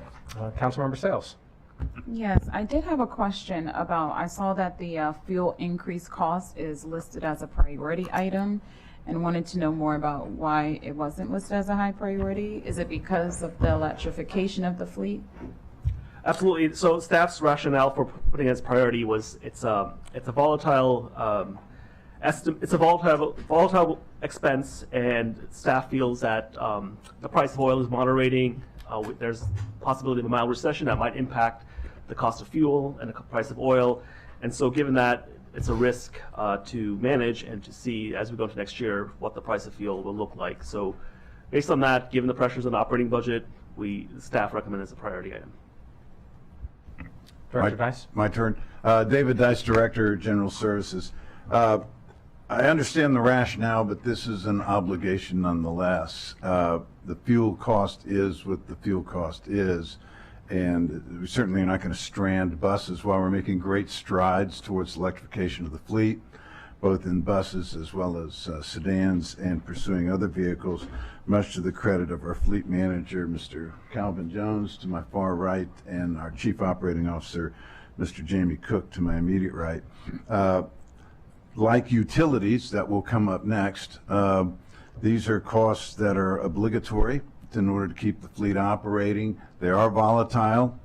Sadly, they're volatile in all the wrong directions, but we don't know what the effects of future economic impacts will be, inflationary or otherwise, but what we do know is that Montgomery County's buses, in particular the ride-on fleet, serves a tremendous service to county residents, particularly on an equity basis, as well as the fuel costs associated with keeping the roads clear during storms and the like. So this is an important cost. We understand the priorities, or high priority and prioritization made by staff, but I think it's important for the council to understand that this is a necessary cost.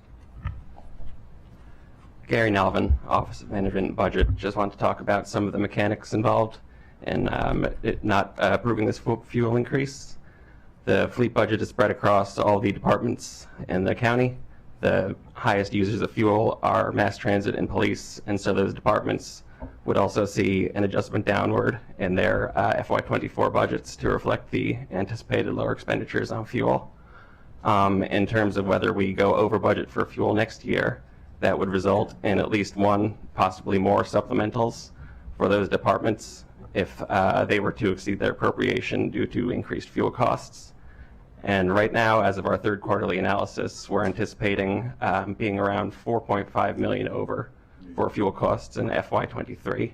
So not approving the $2.3 million recommended increase in 24 would likely result in a structural deficit for this budget.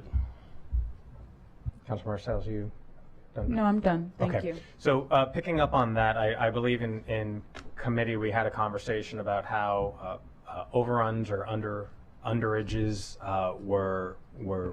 were used through the budget. And so as you just mentioned, special appropriations have been used traditionally to cover the cost when there have been volatile gas prices. Is that correct? Yes, that is true. We have already sent over, and I think you may have it on the consent calendar for next week, to approve a supplemental for transit services, which is one of the departments being affected.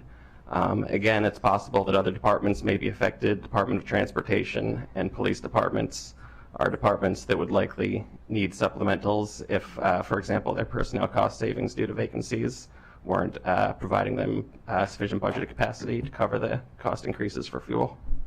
Very good. I appreciate that. Council Vice President. Yeah, just to cherry pick off the same point, but the opposite side of the similar coin.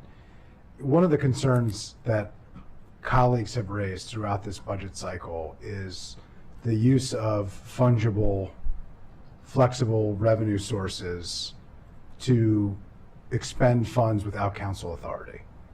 And the concern that council staff is raising is essentially the council retains its right to appropriate funds exclusively for these purposes out of a supplemental appropriation through the general fund reserves, but you'd have to come back to us. Now, I don't agree. I appreciate the council staff recommendation because I think it reflects what you're hearing from the council, which is a frustration between vacancies and lapse and issues like in items like these that the council doesn't feel like at times we're being consulted when changes to our budgeting authority is happening, and as long as it stays within the 10% confines, which could be, in public safety, 10% of the budget is a lot. There's a lot of wiggle room there. I believe that our bills are our bills, and we have to plan to pay our bills. And so I don't agree with the council staff recommendation, but I am wondering if perhaps we can accomplish it. It won't find budget savings, unfortunately, based on this recommendation, but whether we can, in this particular line item, restrict the funds from being used for any other purpose in budget language. Now, I don't think that's a good practice in general, but for something like fuel, then if council staff is right and we're at the high point of fuel costs, and there's inevitably going to be an under amount, that you would have to come back to the council to use it for anything other than fuel, which to me seems, in this case, given it's not a discretionary choice. The fuel costs are the fuel costs. I think that would accomplish what I believe council staff was attempting to accomplish, but I think we'd have to look into whether or not we could do that. We'd have to discuss more, but I think we could have budget resolution language to reflect that. It would limit flexibility, of course. There might be other ways to accomplish that reporting mechanism, but. Yeah, I think your introductory observation is that if we come up against a budget hit, and we can always come back for a supplemental. That's absolutely true. In this particular line item, as with utilities, though, we are consistently over. It's just because budgetary changes are made in order to meet the necessary priorities in front of the executive when he drafts the budget, in front of council when they approve the budget, and there's all kinds of adjustments that are made to meet the budgetary goals. So when that is exceeded, and it will be exceeded at some point over the coming year because it always is, we'll simply come back for an additional appropriation. And the council at that point, or supplemental. Could you clarify that? Because, I mean, on a number of occasions in recent years, this has been an area where the council has cut from because it hasn't all been expended. So I don't want to challenge you on the budget that you are proposing that you're an expert in, but that seems inconsistent with decisions that have been made, at least since I have been at the council, where I believe my predecessor as chair of the council president's committee made an annual practice of cutting out of this particular area, and the main argument was that it wasn't always expended. Well, in the case of COVID, it certainly was an impact. And then I was going to be my other example of COVID, which obviously was an unprecedented moment. Exactly. Anyway, I don't want to get into a back and forth over what has happened.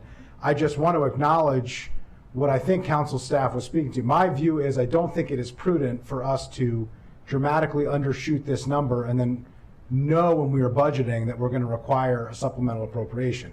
I don't think that's a good way to act, but I also don't think that we should fund at the high point and then allow this money to be used for anything other than fuel. And I think that there could be a mechanism to do that by adding budget language that you'd have to come back to the council in order to report. Councilor, I think Ms. Michelson. Ms. Michelson.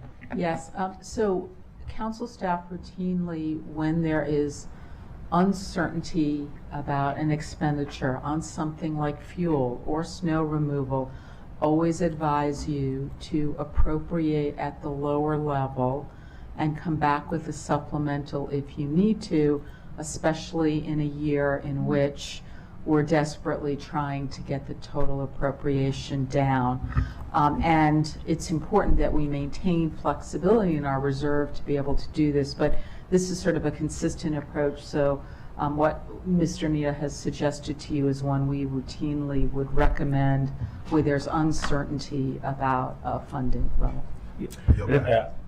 If I may add, OMB in the department has multiple ways of managing cost overruns. They can lift budget controls. The point is, though, the bills will be paid, and then you could seek a supplemental appropriation after the bills are paid to true up the budget. So, to both of those points, the amount currently in the budget was set when fuel prices were very low, and the prices are unlikely to drop below that level again next year. It's possible fuel prices are volatile, but we're not betting on that. In terms of additional budget controls for fuel expenditures, again, because all or most of the county's departments have motor pool budgets, those budget controls would have to apply to all those county departments that are paying into the motor pool fund.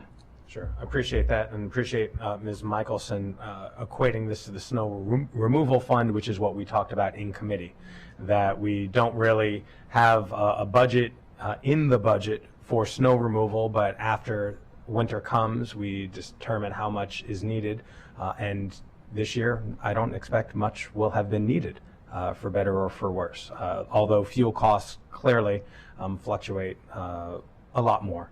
And perhaps I throw this out there, as we're undergoing this budget through a process that has not been used before, because we've never had a budget like this before. We find a middle ground where, just like the airlines, we hedge our bets somewhere safely in the middle, where we find a common ground. Council Member Albornoz. Thanks. Having flashbacks again. So I obviously managed a department that participated in the motor pool with all the camps and all the after-school programs and the senior programs that we were responsible for. And it does hurt as a department when your budget is reduced, ever so slightly. And it's not a perfect way to budget, obviously. I very much understand the staff recommendation, and I'll concur with it, but we've also, on our side of the aisle, have gotten increasingly frustrated with the amount of supplementals and our own special appropriations that we advance. And this is a case where I would remind all of us, when that does come over, that it was our decision that required the executive branch to come back with some additional resources, and that would need to obviously be expedited, as it has been before. Yes, but it also then needs to be communicated to the corresponding departments who feed into this motor pool, that they should not be, within reason, minimizing their operations to fit a number, knowing that it's already been artificially lowered to begin with. So I don't want recreation to get the message that's one less after-school program that they're going to have a bus available for, because they don't have the fuel budget to be able to run that program. Because sometimes this doesn't get communicated very effectively to the departments, and they assume that the budget they have is all they have. And that's usually the case. I think that is an extremely important observation, and a note that should be made. And we watch this very, very carefully. And no one is, I can promise you, no one's driving recreation vans or transit buses around the county on joyrides just to consume fuel. We do what we do in order to serve the residents of Montgomery County. And I think, Councilmember Albornoz, your observation and recommendation is important. No one is going to take frivolous trips to parks with a van load full of kids just to spend money because they know they'll get an appropriation. They do it for a reason, and they're very good reasons. And that's what this is reflected in our estimates. We appreciate the pressures the council is under, and as long as everyone understands that we are very likely to be back for a supplemental midway through the year or so, we're happy. Thank you. Yield back to you, Mr. President. Good point. Councilmember Sales. Yes, Mr. President, I was just wondering if I could, I know that we are shifting things from high priority to priority. Can we shift half of this line item for the fuel from half to priority? If we could, if you want to make that motion. I'd like to make a motion to switch, to move half of the allotted amount from the to high priority and the other half to priority, just to cushion when and if DGS has to come back before us for a supplemental appropriation. Okay, is there a second? Okay, not hearing a second.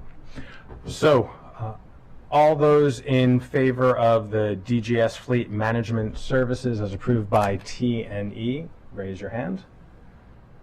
That is everybody. Thank you. Before I go to the next item, I know Councilmember Katz has a comment. Yes, thank you, Mr. President. I would like to be in the affirmative for Vision 0. I was not here for, you probably noticed with your vision I was 0, so thank you. There you go. Duly noted. I'm holding back. Okay. Next item, continuing the theme of energy utility in the county, is the utilities NDA. And the T&E committee added two things to the high priorities list. One is the increased costs in the utilities commodities prices at $9.6 million, and the other is the enhancements at the Brookville Bus Depot microgrid, which are $1.5 million roughly in payment. Those are obligations. Those are things we have to pay. And those are things that are on the high priority list. Mr. Mia, anything else I missed out? No, I'll just note that unlike the fuel budget, the utility commodities prices for FY23 approved were actually underinflated or under budgeted because of the prior iteration of the T&E committee had recommended 10% cut on that line item. So that leads to the staff's recommendation of high priority, because we know that the 23 number has been lower than actual, and therefore it should be trued up in 24. Great. Councilmember Lutke. Thank you. So just want to put this out here and ask why this may or may not be a wise idea. So we had just approved a supplemental appropriation for FY23 that was just over $8 million, right? So here we sit now, and we're just talking about, electrification for our vehicles and being energy efficient, which is a goal we want for all. Could we possibly reduce from the county executive's recommendation for FY24 to the actual FY23 spending level, which includes that additional $8 million that we put in? That would yield a reduction of $1,324,140. So it would be a total FY appropriation for FY24 appropriation around $30 million. You're killing me. I'm killing you. Actually, I have to say, I appreciate the suggestion from Councilmember Lukey. I expected that recommendation to come from a different council member, but I appreciate the recommendation. Now I'm really intrigued. I just want to, similar to the discussion that we were just having, I want to frame this discussion. Last year, the Department of General Services recommended $28.5 million for utilities. It was subsequently reduced in the county executive's recommended budget, and then council subsequently reduced it again for many of the same reasons that we've just been discussing regarding fuel. Had we gone with the DGS estimate, the difference would have only been about $1.5 or $2 million over what actually occurred. DGS has recommended again a more realistic, what we believe to be a more realistic number. Now, in the midst of that, because you did note that we've done a lot of energy saving costs, and so I don't want this conversation to go without recognizing the fact that in the last few fiscal years, we've added over a dozen buildings and over 250,000 square feet, and yet our cost per square foot, particularly of new buildings, is going down. So it's just we've held steady at our costs, but that is because of what we're doing. The utility costs are going to be what the utility costs are. So council is certainly at liberty to do what it's going to do. We believe that we're likely to be back once again with another year in supplemental, and if we do, we do. Well, I was going to say, understanding that, as we discussed previously, we have to pay our bills, right? And that's understood. And also appreciating that FY23, now that we're at the end phase of FY23 and we know what the total amount has been with the supplemental appropriation, is a more realistic look of current operations than would have been able to be discerned a year ago when you were proposing the FY23 budget, when not everybody was working in the office as much and there were a lot of still changed circumstances. We've now had 12 months of additional information to inform habits, use, et cetera, and find ourselves at a number for the total appropriation for FY23 that I think could be close to accurate for FY24, while also recognizing the need for cost savings. I think what we're discussing as far as the FY23, what's proposed for FY24 is closer to what FY23 turned out to be. Correct. I think it's still going to fall far short for FY24, just because of what utility costs are doing. We're trying to mitigate that by locking into agreements well in advance. We have recently agreed to a commodity fixed price with Washington Gas. We're doing this obviously with our microgrids to control those costs and fix those, make utility costs more predictable, and make us less energy dependent. But nevertheless, the vast majority of our buildings are dependent upon grid power, and those prices show no sign of going down. So I expect that our prices will go up in the millions of dollars. It's even when during the height of COVID, which would now be 2 years ago, where we did actually have empty buildings and to turn those back. Remembering that most of our buildings are not sophisticated in their energy management systems at all. They're either on or they're off. The executive office building just across the street is 160,000 square feet. It is either on or off, which speaks to another major capital initiative that we'll be presenting regarding energy management in county buildings. But so even though people are not necessarily working, or we've hence telework, the buildings are still functioning and still costing us money. So we don't see related savings as a result of telework insofar as utilities are concerned. Again, no one can sit here and predict what our costs are going to be. I think the recommendations are understandable in the context of the decisions council has to make, and not sure what else I can say other than that. Councilmember Lutke, I think I heard Yes, a motion. you did. I did not use can the magic word. Can you?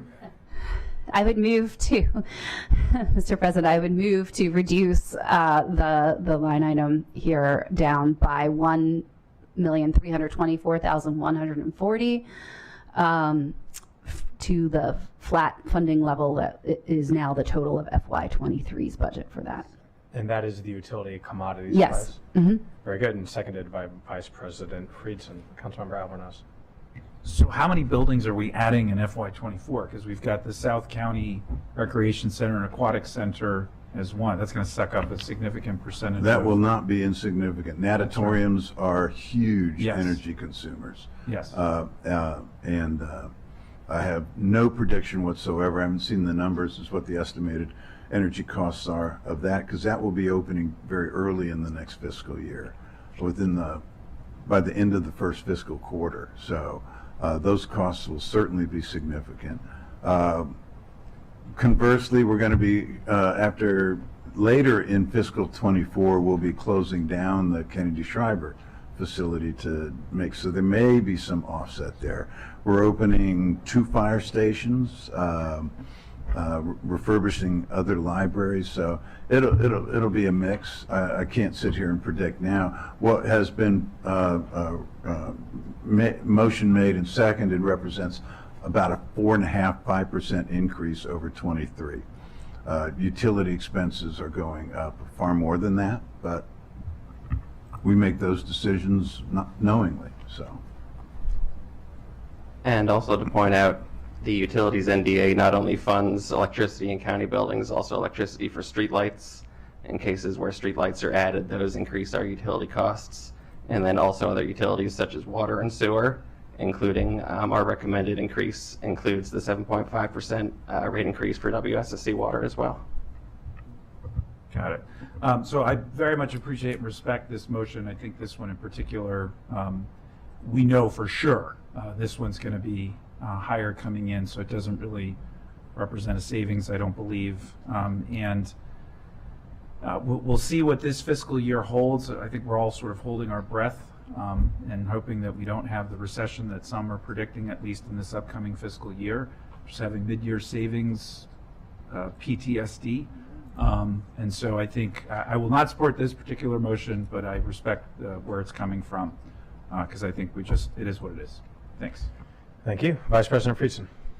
Yeah, thank you. Appreciate it. Appreciate you brought up the natatorium. I do think presumably a new natatorium is much more energy efficient than a very old natatorium that has some challenges. So I would think at least net for the temporary period of time that should represent some level of energy savings.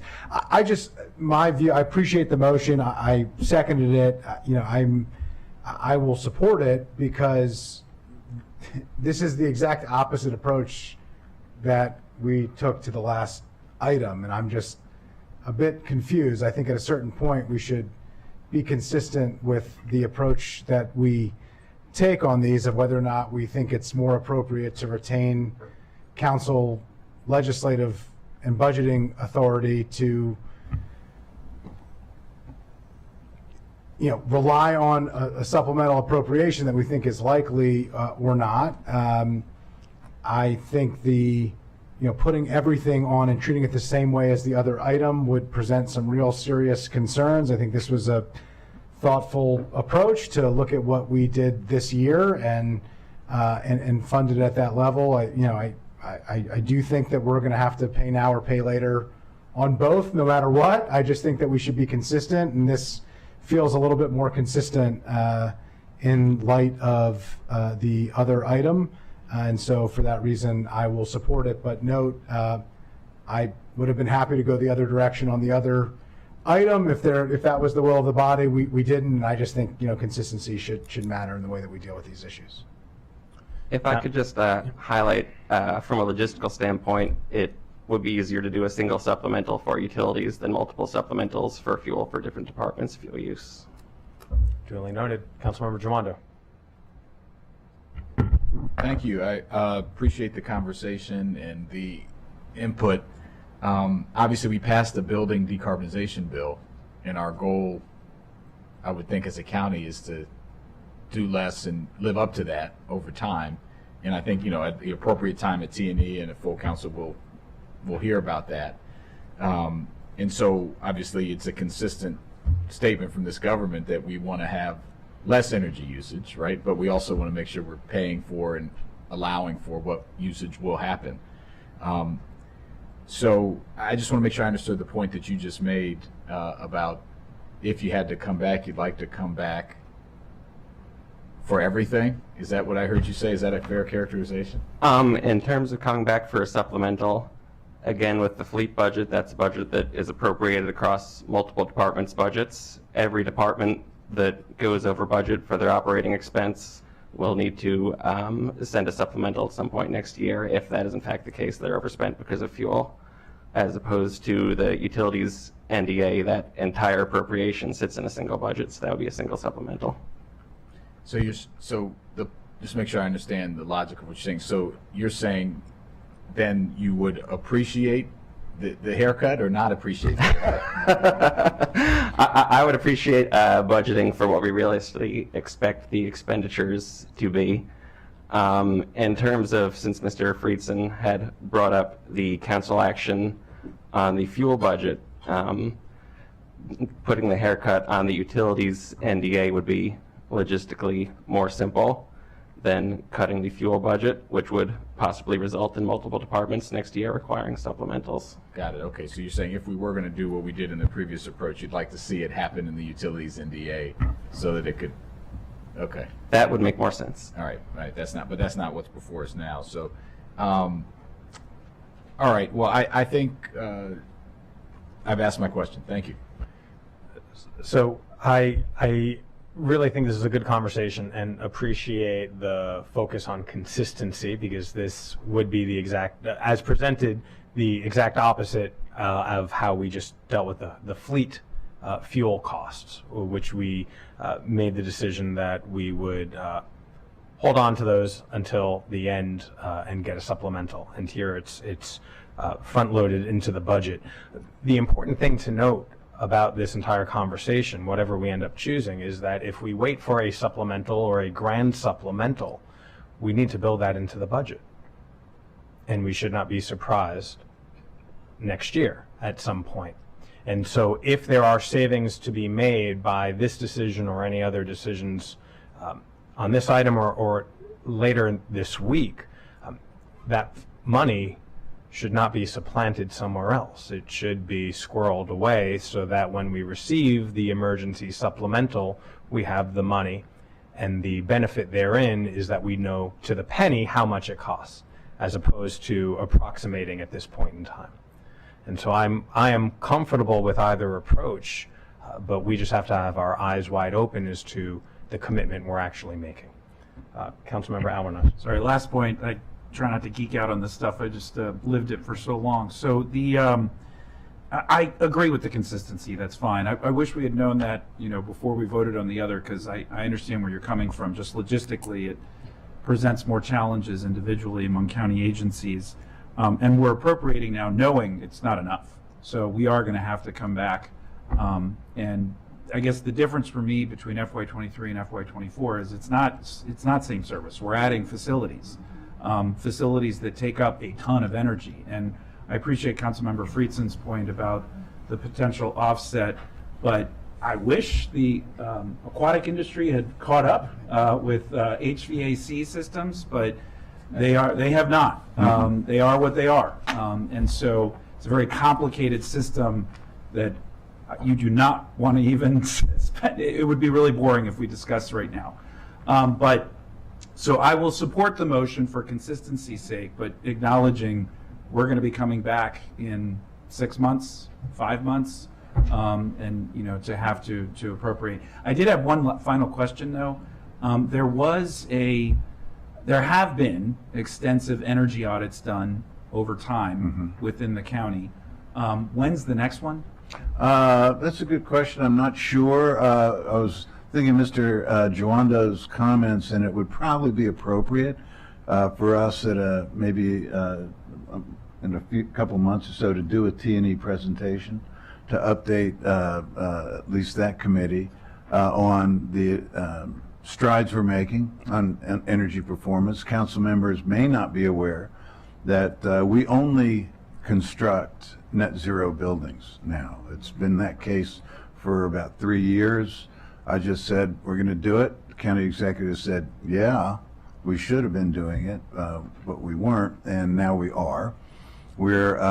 So we are seeing a consistent reduction. I'm going to make sure I get the chart for you. It's going this way.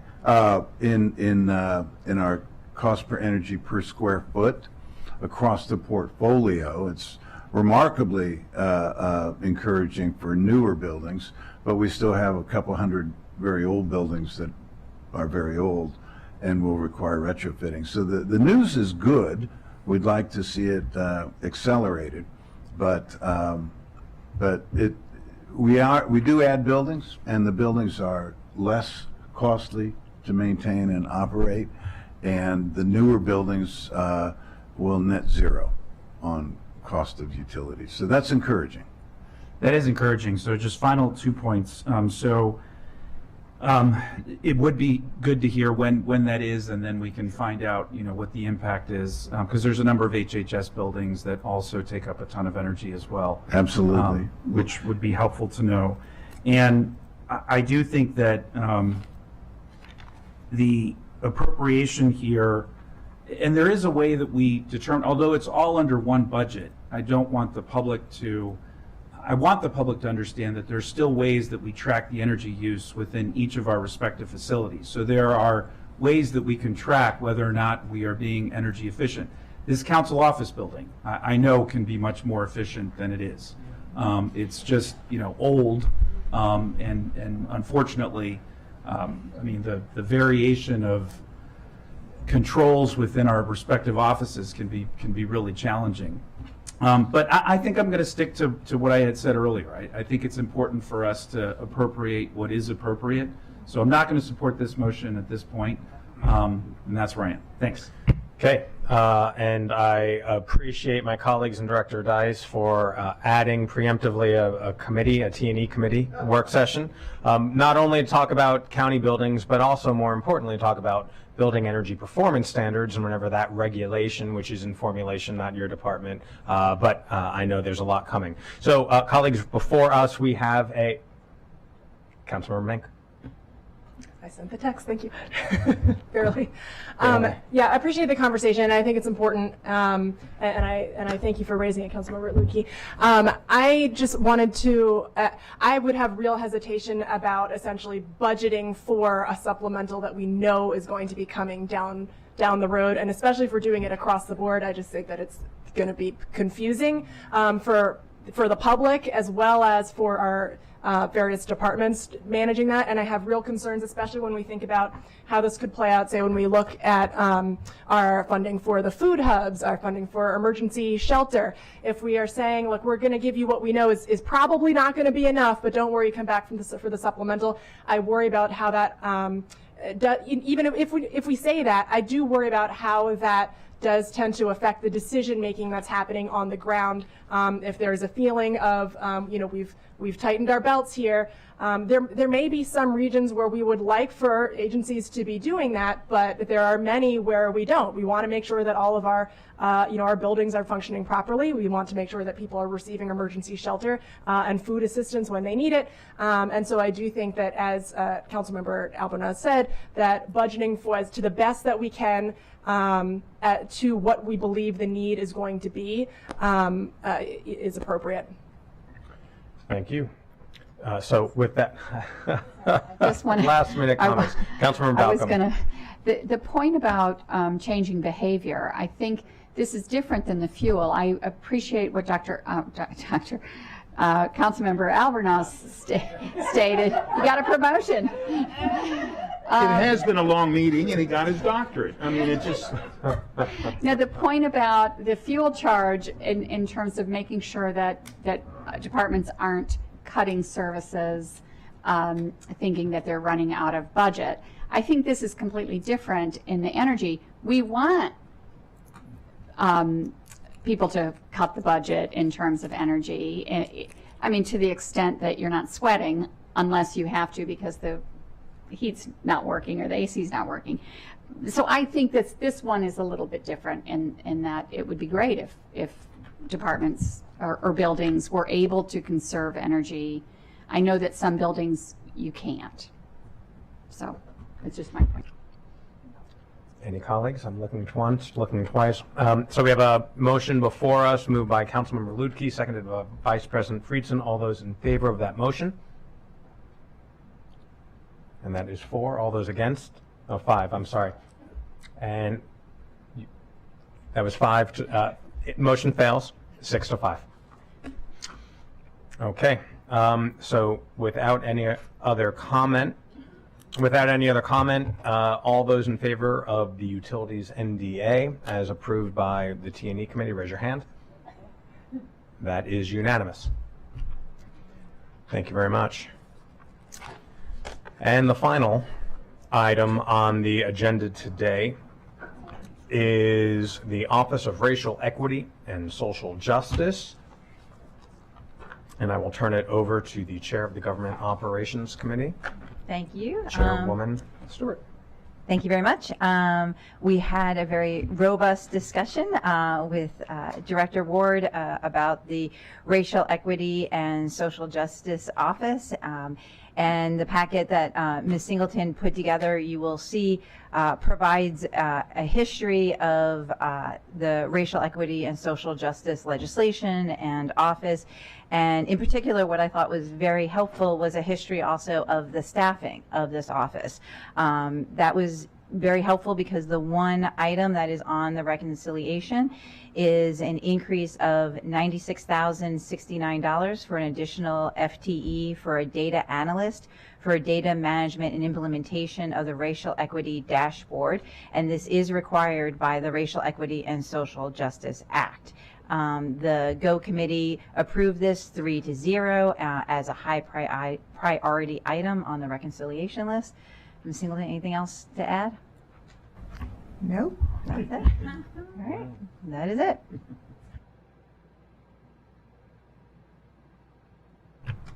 Thank you. I was getting ahead of myself there. Not seeing any comments from colleagues. All those in favor of the office? There we go. Councilmember Joando. I've got 5 devices here, and anyway. Well, I just wanted to say, really appreciate the GO committees. I did take a peek at the work there.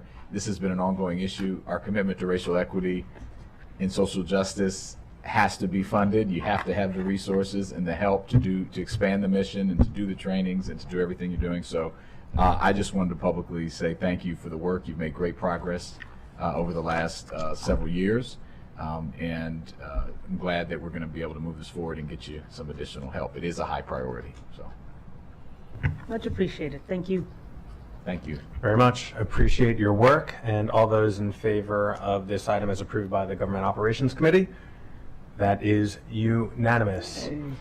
And colleagues, we will do this again tomorrow. And with that, we're adjourned.